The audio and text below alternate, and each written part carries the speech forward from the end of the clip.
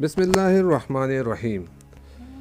ایک دفعہ اللہ تعالیٰ نے حضرت اسرائیل علیہ السلام سے پوچھا کہ تجھے کسی کی جان قبض کرتے ہوئے کبھی رحم آیا ہے؟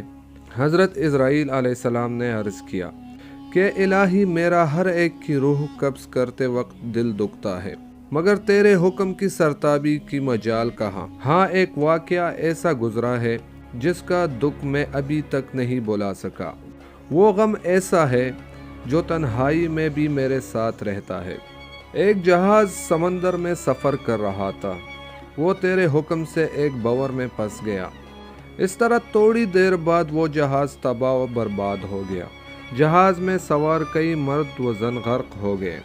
جو مسافر بچے، ان میں ایک ماں تھی اور دوسرا اس کا نوزائیدہ بچہ، جو تباہ شدہ جہاز کے ایک تختے پر سمندر کی لہروں میں تیرے رحم و کرم پر بہے جا رہے تھے۔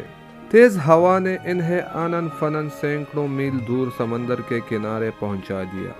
میں ماں اور بیٹے کے بچ جانے پر بہت خوش ہوا۔ اس لمحے تیرا حکم ہوا، ماں کی روح قبض کر لو۔ میں نے مولا کریم تیرے حکم کی تعمیل کی۔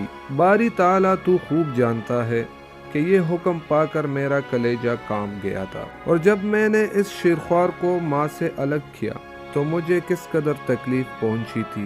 اب یاد آئی تو آنکھیں آنسوں سے بھیگ گئی۔ پھر حکم الہی ہوا۔ کیا تجھے پتہ ہے کہ بعد میں وہ بچہ کہاں اور کس طرح پرورش پاتا رہا؟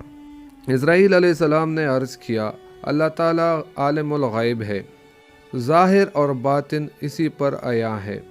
اللہ تعالیٰ نے فرمایا، ہم نے موج سمندر کو حکم دیا کہ اس لاوارث بچے کو اٹھا کر ساحل پر ڈال دے۔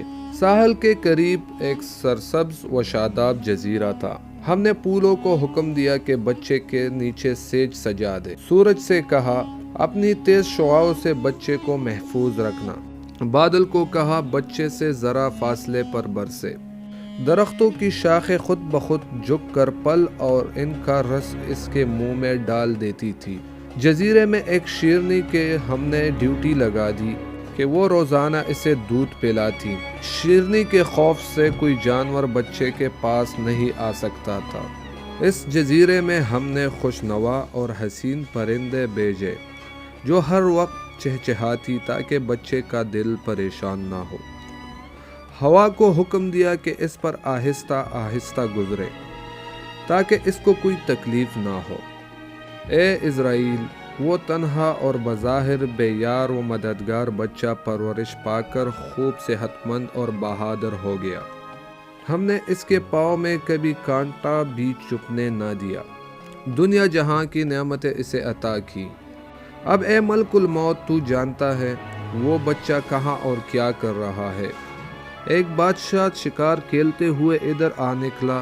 وہ خوبصورت صحت مند بچے کو دیکھ کر بہت خوش ہوا۔ اسے اٹھا کر اپنے محل میں لے گیا۔ اس کے ہاں کوئی اولاد نہ تھی، انہوں نے اسے اپنا بیٹا بنا لیا۔ بادشاہ کے مرنے کے بعد وہ اکیلا تاج و تخت کا مالک بن گیا۔ غرور اور تکبر سے ہمارے بندوں پر ظلم کرنے لگا۔ ایسا سرکش نکلا کہ وہ خود خدا بن بیٹھا۔ اپنے بت بنوا کر اسے سجدے کرانے لگا۔ خاک کا فانی پتلا ہمارا شریک بن بیٹھا۔ آخر ہم نے اس کی بہتری کے لیے اپنے خلیل ابراہیم کو اس کے پاس بھیجا۔ اس ظالم نے ہمارے پیارے کو بھی آگ میں پھینک دیا۔ اسرائیل علیہ السلام نے عرض کیا، اے مخلوقات کے خالق، تیرے بید تو ہی جانے۔ میں اس سرکش بچے کی حالت سے بے خبر ہونے کی وجہ سے دل میں خیال اور ملال لاتا رہا۔ اے اسرائیل، اس بچے نے میرا کیا شکر ادا کیا۔ دوسروں کے لیے تو ماں باپ کی پرورش حجاب بن جاتی ہے، مگر اس نالائق نے تو بلا واسطہ اپنی جیب میں بہت سے موتی ہم سے پا لیے تھے۔